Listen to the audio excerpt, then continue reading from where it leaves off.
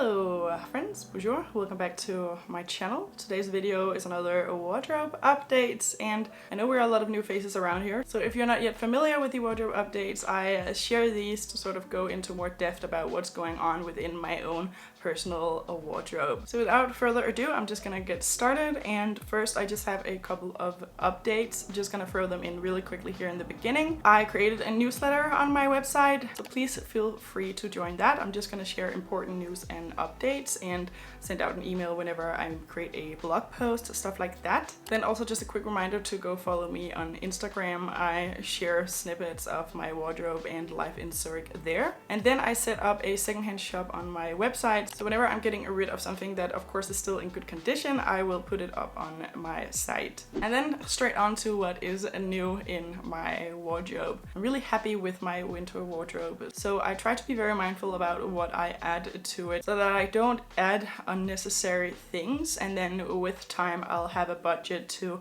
add something that will truly elevate my wardrobe long term. But the things I have added is, amongst other things, this one. This is just an H&M sweater top. You might remember from my last fall wishes that I was looking for a good quality sweater sweetheart neckline top. I was looking at the one from Pixie Market. Of course that one is a lot pricier. That one I think is around like $150, and I did get this one for $25 in H&M. I just stumbled upon it, decided to give it a try, and it is really such a good fit for me. I absolutely love the color block of the cut. I did buy one identical in the colors the other way around, so a cream color with a black border. And then I also bought one in all black. They're $25 each, and I've been looking for tops like this that is a good fit for so long, like literally a couple of seasons now. So even though they are H&M, I decided to go ahead and buy them anyway. Right now having 3 different ones. I want to say I might have overdone it a little bit, but I don't think so. I do wear all of them so far, but it means that I don't need the Pixie Market version right now, so I am gonna remove sweetheart neckline sweaters from my wish list and then enjoy the ones that I have right now. I am just so over the moon about them. I really think they are so gorgeous. I think that the sleeves are also just so cute. I've tried on so many of these tops already throughout the past couple of seasons, and I really had a difficult time trying to find one that I really liked. So the fact that this ends up being H&M, I'm honestly totally fine with, because I have also tried on quite a few from H&M over the past couple of seasons, and most of them I really haven't enjoyed, and the shape has been sort of off and they don't really hug me in the right place. So as soon as I found something that did, I just went ahead and bought literally 3 different ones of them. And this is one of those situations where I had to ask myself if not I could just buy one and then wear that in the stead of all of them. And I probably could have, but I honestly couldn't pass up the opportunity on the different designs. So I splurged and got all of them. Then the next thing I have added is a gold bag from Mango. This was really cheap at $30, and I bought it for New Year's Eve, and then I've worn it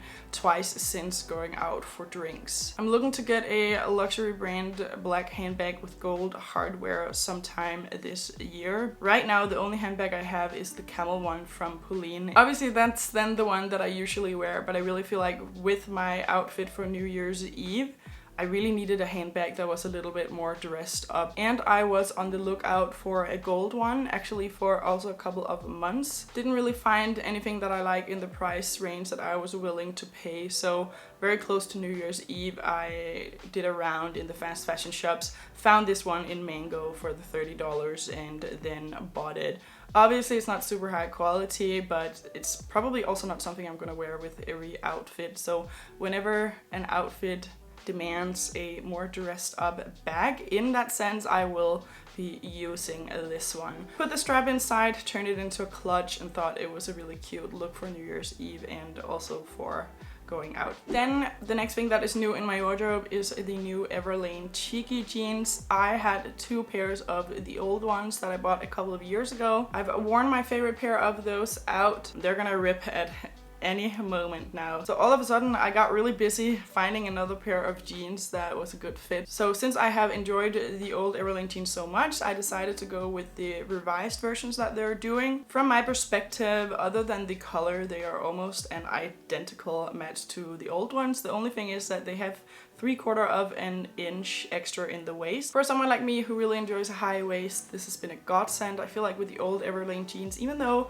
I feel like they were a good look, they really did need that extra inch in the waist, and especially because of the reason that because they're sitting at not the slimmest place of my waist, I kept having to pull them up to have them sit on the right place on my body, and you know, only a minute or two after doing that they would sort of slip back down to where they shouldn't be sitting. With the new ones, because they are at the slimmest point of my waist, they actually stay up, which, oh my god, I haven't had a pair of jeans that I enjoy the look of that does that for like the longest time. So I really enjoy them. I also enjoyed the old pair. And speaking of the old pair that I will now, of course, no longer be wearing, I wore those 121 days. They cost me $75 at the time, so they ended up with a cost per wear of $0.61 or 61 cents. Is that good enough? I'm not sure, to be honest. Yeah, I don't know. I'm happy with the new jeans. If you're really an OG to my channel, you remember that I had a pair of Levi's bootcut jeans that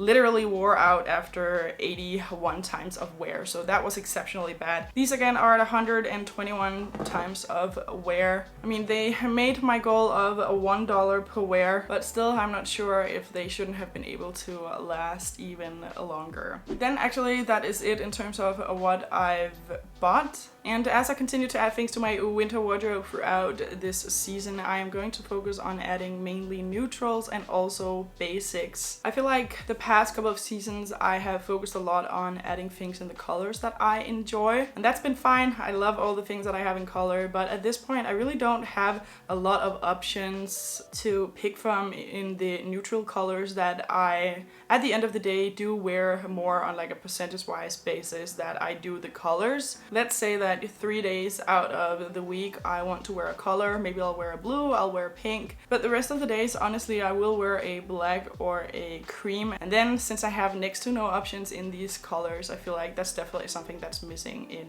my wardrobe. But it's also not something that I'm gonna go rush out to buy. I'm gonna take my time, as I already have a lot of great pieces to wear in my wardrobe. Not in the neutrals, but overall. Then something I've been talking a lot about lately is that designer handbag that I want to add. It's not something I'm gonna do immediately. I'm still gonna take a few months to really think through what bag I want. For the last couple of months, or for the past like half a year, I've been very set on the YSL Hobo bag. I've just been playing around with the thought of what it would look like with my outfits. Obviously it shares the shape with my Pauline bag quite closely, and oh my god, I really love the look of it. I want a handbag that isn't a crossbody, and I would prefer something that has a leather strap and not a chain strap, but I feel like I have to resign from the YSL Hobo bag because everything points toward the fact that the bag doesn't hold up that well in terms of the leather scratching, and I really am someone who really enjoys to wear my things. Of course, I'm not gonna just throw the bag around, but I also don't like something that has to be babied, especially as I wear something like hundreds of times. I want something that I don't have to be that careful with. With the handbag and also with what I've talked about with the neutrals, I feel like it's really important for me this season, to the best of my ability, to add those types of pieces where I don't have to be careful whether or not to wear that now, because I also want to wear it later. What I mean by that is that I've had these pieces and still have some within my wardrobe where, because of the quality and the potential deterioration of a piece, I try to be careful with how much I'm going to wear it. And then I have pieces within my wardrobe where that just absolutely is not the case. Think something like my my black skirt from part 2 and my winter coats, my wool sweater from Ghani, my Hermes bag, my Pauline bag. Like, I have things within my wardrobe where it would never occur to me to think not to wear it because that piece might wear out, because they have already standed the test of time. And I feel like it's easier to have bags and coats and scarves, stuff like that, that fit that criteria, but it's a lot more difficult with other types of clothes within your wardrobe. So the fact that I have that black skirt, the A-line mini one, that just looks like the day I bought it after more than 60 times of wear, it's just, that is perfect, because it's never something that I have to think to buy again. Like, that is a permanent within my wardrobe, just like the coats are. And it's interesting because an item like that just brings me so much peace and pride within my wardrobe. So knowing that that's how I feel about permanent things like that, that's what I'm gonna try to focus on as I'm adding basics to my wardrobe. Like, in a dream world, and who knows, maybe it'll happen someday, I would like to have a black cashmere sweater, totally basic one, from Loro Piana. They are definitely a superior brand when it comes to cashmere, and I had a look, and on Farfetch you can find them for something like $900, which, I mean, that is a lot for a sweater. But if I really get into a place for my winter wardrobe where I have to add basics and neutrals so rarely, then something like that could become a reality for my budget. That is definitely the goal. I'm thinking of a friend of mine who has this like black cashmere sweater from Ralph Lauren. Her mom bought it for her in a secondhand shop, so in that sense it was a little bit random, but it is in such great quality. Of course, then she would also have paid a lot less for it, which makes it even better. But my point is just that I've known her for 4 years, and she's had this sweater all of these years, and it's just in such immaculate quality. It never looks too fussy. It's such a good sweater, and it's the only black sweater my friend needs. It's the only black sweater she's been wearing for the past 4 years, and that's exactly the place I want to put myself in. Then I want to talk about my skirt from Massimo Dutti. We talked about it on my last wardrobe updates, how it was just such terrible quality. I ended up going back to the store to essentially complain about how it's been holding up. So she wanted to give me a new skirt, so I tried with that, got the new skirt, and it was basically the exact same story over again. This time I wore it like 5-6 times, and then as soon as I had to like steam or iron it, because this time I didn't wash it on any type of program at all, even though it says you can wash the skirt, but still using the iron on it, even on a gentle cycle, I mean, it couldn't even take that. It's essentially destroyed the fabric, which is just like, then how are you gonna, yeah. Anyway, so I did go back, and they wouldn't offer me my money back. They only offered me a gift card. So whenever I really need it at some point, I will use my gift card in Massimo Dutti. But I just wanted to give an update to how that story ended. And yeah, I'm so disappointed because I thought it was so absolutely beautiful, but that's completely pointless if I can wear it beautifully 4 times and then after that it doesn't look any good. And it's just such a